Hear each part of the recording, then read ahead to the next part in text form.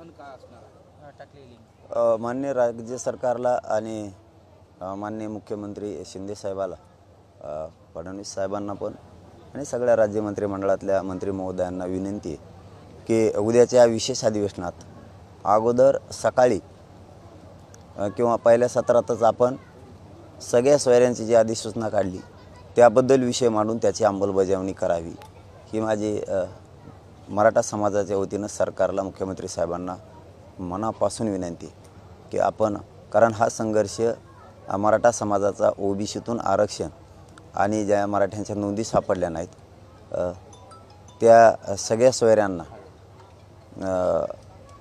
त्याच नोंदीच्या आधारावर लाभ मिळावा म्हणून आंदोलन सुरू आहे. म्हणून या सगळ्या सोयऱ्यांची अधिसूचनेची अंमलबजावणी सरकारनं करावी आणि अधिवेशनाच्या सुरुवातीलाच सगळ्या सोयऱ्यांचं विषय चर्चेला घेऊन त्याची अंमलबजावणी करावी.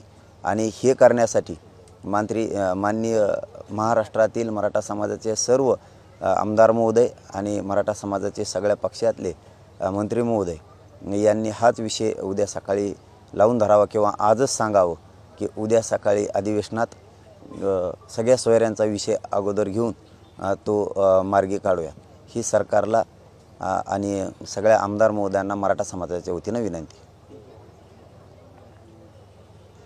सगळे सोयरे सुरुवातीला असं वाटतं की विशेष प्रवर्गातून मराठ्यांना आरक्षण द्यायचं, तर तो विषय कधी मांडावा त्या संदर्भात तुमचं म्हणणं आहे? सुरुवातीला सगळ्या सोयऱ्यांचा विषय सरकारनं पटलावर घ्यावा. त्यानंतर तो विषयाची अंमलबजावणी झाल्याच्यानंतर, चर्चा झाल्याच्यानंतर तुम्ही आयोग तर स्वीकारला आहे मागासवर्ग आयोगाचा, त्यानंतर तो कायदा पारित करण्याचा विषय घ्यावा. कारण त्यासाठी आपण अधिवेशन बोलवलं आहे, यासाठीही बोलवलं आहे. तर 5 महिन्यापासून ज्या गोष्टीसाठी लढा आहे, ज्यासाठी समाज संघर्ष करतो आहे त्या गोष्टी, कारण हा ज्वलंत मुद्दा आहे आणि सरकार काळजी वाहूवी.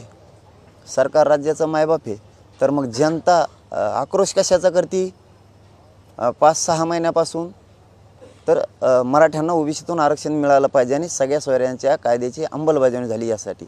मग अगोदर महत्त्व जनतेच्या मागणीला सरकारनं द्यावं आणि उद्या सकाळी अगोदर सगळ्या सोयऱ्यांच्या कायद्याची अंमलबजावणी करण्यासाठी विधानसभेच्या पटलावरती, अधिवेशनाच्या पटलावरती अगोदर सगळ्या सोयऱ्यांच्या कायद्याची जी अधिसूचना आहे त्याची अंमलबजावणी करावी.